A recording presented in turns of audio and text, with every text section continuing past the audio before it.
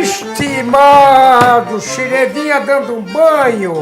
Xeredinha hoje já trouxe aqui o nosso Alcides Cuco, que vai fazer parte do programa de encerramento. Certo. Quando nós encerrarmos no Bar Germânico da Elvira, nós vamos ter o Xereda com o bandoneão e o Alcides Cuco com a sua sanfona. Vai ser um show, um espetáculo à parte. Estimado, eu fiz uma pergunta antes de nós irmos ao intervalo.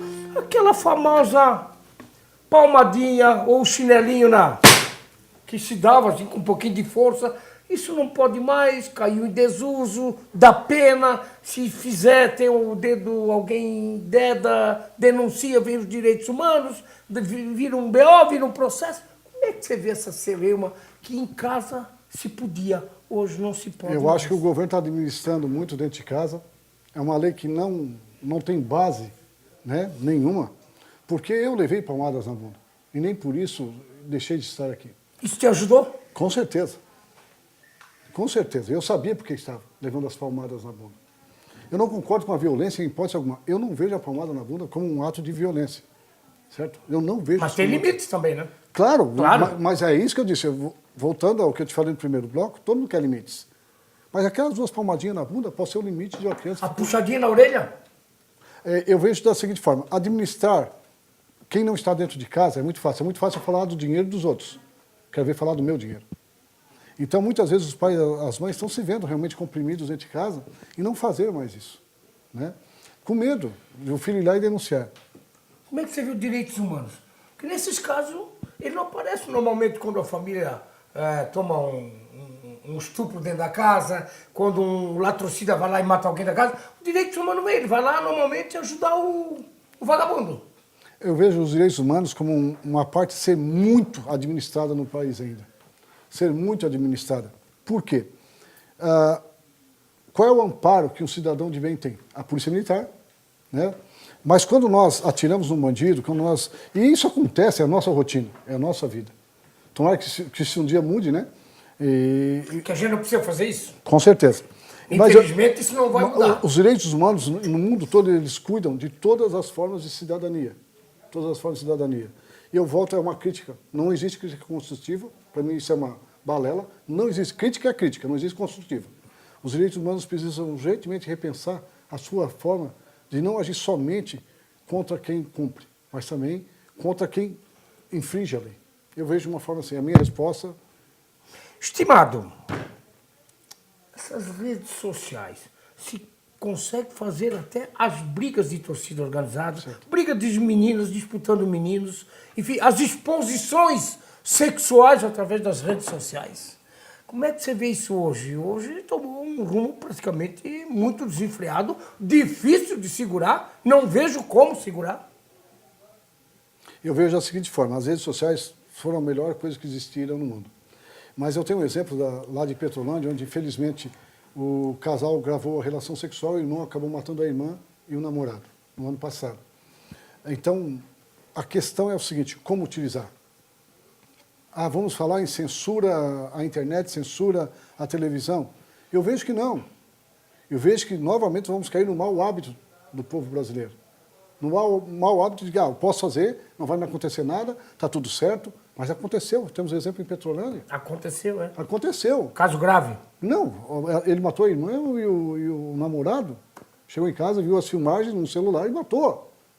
Poxa, pelo amor de Deus. Eu vi. Exato. Não há nexo nenhum em fazer isso. No anexo tem pessoas que usam as redes sociais, na verdade, para botar ali, eu utilizo o Facebook, mas são frases que eu não colo de ninguém, são frases minhas. São frases que eu colo. Mas eu não boto ali que ofenda ninguém, que em nenhum momento... Quando nós botamos, a gente sabe por que está colocando aquela frase. Eu li uma frase tua semana passada e ela tinha endereço. Todo mundo sabe. Tem até CEP, na verdade. E nós vendemos... Muitas pessoas vão ali, colam imagens sacras, colam frases bonitas e não cumprem aquilo lá. Então não adianta fazer isso. A rede social ela é feita para nós nos conhecermos de forma indireta e diretamente, quem sabe um dia. Eu vejo assim que ela se faz necessária, mas com o uso adequado.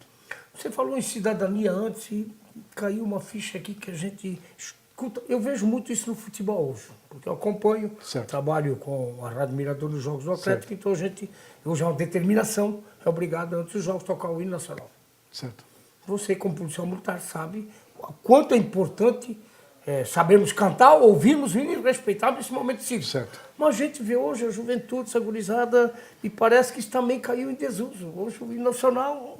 Eu tinha uma oração que falava, antes de toda a entrada de aula, ó Deus onipotente, princípio e fim de todas as coisas, guiai-me sempre, né, no bom caminho. Isso nos colégios. Então, quando tinha semana cívica... Semana cívica. Semana cívica. Arrepiou os fiozinhos de então, caralho. se unia tudo e eu fazia questão. Eu sou muito cidadão brasileiro. Eu sou muito nacionalista, não radical.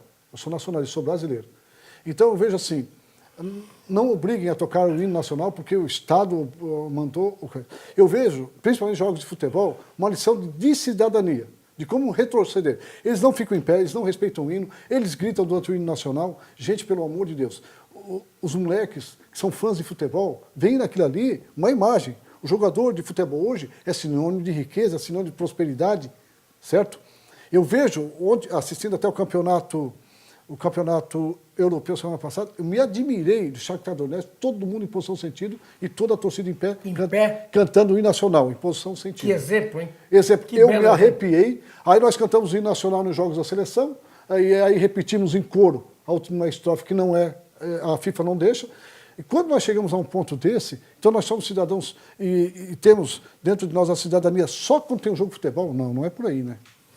Estimado, esses movimentos que aconteceu em junho de 2013, foi um movimento, era pelo 020, depois era pela PEC 37, depois virou quase uma baderna geral a nível de Brasil. Agora aconteceu o movimento de novo, verde e amarelo, há 3 semanas atrás aí, em protestos de essas roubalheiras, essas coisas, as lambanças da vida política brasileira hoje. Certo. Como é que você vê esses movimentos? Como policial e como cidadão, evidentemente. Eu vejo o seguinte... Os movimentos, primeiro que eles têm que ser ideológicos. Né? Eu assisti todos os movimentos no domingo, acompanhei todos os movimentos, desde as 9 horas da manhã, na Bahia houve 2 movimentos. Então, quando cidadão de bem, como eles tiraram fotos com os policiais militares, eu me orgulhei em São Paulo, entende? Eles tirando fotos com os policiais militares. Quais são os movimentos que estão no Brasil? Primeiro, nós vimos os movimentos ligados aos sindicatos sociais, que nada tem de movimento populacional. Me desculpe, é uma opinião minha. Aí você vê a pessoa, não dizendo que eles não são cidadãos de bem, pelo amor de Deus, que fique claro isso. Mas você vê 2 milhões de pessoas que não ganharam um lanche para ir, que não ganharam um ônibus para ir, que foram lá dispostos, levando pai, levando mãe, levando filho. Mostrando a insatisfação. A insatisfação. E nenhuma baderna. E como não houve no dia 13, não houve no dia 15. Então eu vejo o seguinte, o Brasil tem que tomar um rumo. E é urgente. Nós somos à deriva da economia externa, que é global, chamada de economia global, estamos à mercê de leis que não são cumpridas. Aí falam em fazer... Não se respeitam as leis? Hoje? Não, nós temos muitas leis e poucas são postas em prática. Aí se cria outra, que já existe uma anterior, que também não vai ser posta em prática. Então, quando isso acontece num país, há necessidade de nós começarmos do zero. E esse zero começa pelo cidadão. Ele tem que mostrar o exemplo, como ele deu no dia 15, como deu no dia 13, o exemplo, de que há uma insatisfação, que o governo escute isso aí, que o Senado escute, que o Congresso... Mas parece que o recado não quiseram assimilar, é o que a gente percebe. É falta de humildade. Tanto do dia 13 como do dia 15. Falta de humildade. De humildade. A pessoa humilde, quando ela é corrigida de um erro, automaticamente ela procura dizer, ó, eu estou errado, levanta a mão, eu estou errado. Eu tenho por costume, quando eu erro, ninguém pagar pelo meu erro. Eu levanto a mão, eu errei. Isso não está acontecendo no Brasil. Quando há uma falta de humildade, o povo não suporta mais isso. Ele precisa urgentemente de alguém que diga, ó, esse é o caminho, temos que fazer isso e isso. O povo vai apoiar. Está difícil de achar um caminho. Os militares seriam a saída? Eu vejo que foram pedidos várias vezes, né? Em várias cartazes, os militares, segundo o ministro, foi apenas um cartaz. Não foi. Ele sabe que não foi, todo mundo sabe que não foi, né? Eu, por ser militar, eu acho que não é o caminho dos militares. Nós estamos vivendo uma democracia, eu vivi o regime militar até os 19 anos de idade, não vi nada demais ali, não vi nada demais. Eu apenas digo que Nós não podemos retroceder do que foi acontecido ali. Né? Existiam vários cartazes de fora, e todo mundo... Há o endereço. Há o endereço. E ontem até eu conversando com uma pessoa, petista, que eu tenho vários amigos petistas, muitos, e ele disse que realmente não há um caminho a ser seguido. E quando nós não temos um caminho a ser seguido, nós deixamos apenas pegadas, que com o tempo se apagam. Nós temos que deixar caminho, que todos possam seguir naquele caminho com certeza e olhar, pô, a pessoa está falando a verdade, ela quer ser ajudada e quer que eu assuma, eu errei. O PT, aliás, o poder lambuzou o Partido dos Trabalhadores? Ou eles se lambuzaram com o poder? Não são todos. Não são todos. Mas evidente que não. Não são todos. Não. Eu vejo o seguinte, se eu não me engano, foi Franco Montoro que disse essa frase, o poder não corrompe ninguém, são as pessoas que se corrompem no poder. Muitos não estão preparados para chegar ao poder. Se vislumbram com dinheiro, se vislumbram com certas facilidades. Com a caneta? Sim, Com aqui? eu tenho o poder de assinar, vamos fazer isso. Mas eu acho e acredito que nós temos uma grande chance agora de mudar isso. Com essa CPI, Petrobras, CPI, vamos mudar o Brasil. Sem com violência. A reforma política, que isso também dificilmente vai acontecer. Eu vejo que a reforma política, ela deveria já ter saído há anos atrás. Talvez nós não estivéssemos no barco que estamos agora. Acho que é o grande problema. Só que nós não podemos abandonar o barco. Nós somos brasileiros. Nós não podemos aqui criticar sem ter um ponto de saída. Sem ter um foco, inclusive. Sem ter um foco. Qual é o foco hoje? Nós queremos uma economia saudável, nós queremos saúde, nós queremos educação, nós queremos segurança pública, nós queremos o quê? O melhor para os nossos netos e filhos. E no nosso tempo, nós já queríamos isso. É uma coisa que vem se perpetuando dentro da política brasileira. E eu ainda acredito, tem políticos honestos, sim. Não são todos, como alguém falou que são 300 ou 400, isso é impossível. Daí o país se torna inadministrável, entende? Então, é um ponto que eu vejo, é a mudança. A sociedade tem a chance de fazer isso, mas sem violência, não há necessidade. A atuação do Ministério Público Federal, Judiciário, com essas investigações, sendo a própria Polícia Federal ter dado uma demonstração de um trabalho brilhante. Você, como cidadão e policial, esse trabalho é muito diferenciado hoje? Eu vejo o seguinte, acabamos de tocar na mídia, há 2 minutos atrás, hoje aparece mais volumosamente, mais rapidamente na mídia. Nós não podemos dizer que não era investigado antigamente. Isso não podemos dizer. Eu vejo a atuação do Ministério Público, Polícia Federal e Poder Judiciário fantástico. Fantástico. Eu acho que nós depositamos as nossas fichas, independente de quem deva, de que partido deva, que eles podem mudar isso. E nós hoje, quando nós assistimos todos os jornais, em qualquer regional, a gente vê que o povo sente orgulho do que o Ministério Público está fazendo, o Poder Judiciário está fazendo, a Polícia Federal está fazendo. Isso nos deixa uma luz, a coisa vai mudar. Mas entristece quando a presidente vem para a TV e diz que ela pediu para investigar. Isso entristece.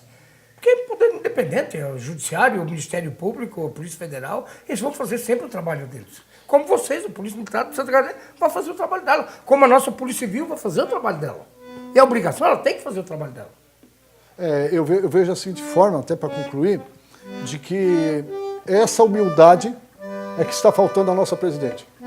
A humildade dizer, eu segui um caminho errado, mas eu preciso do apoio do povo.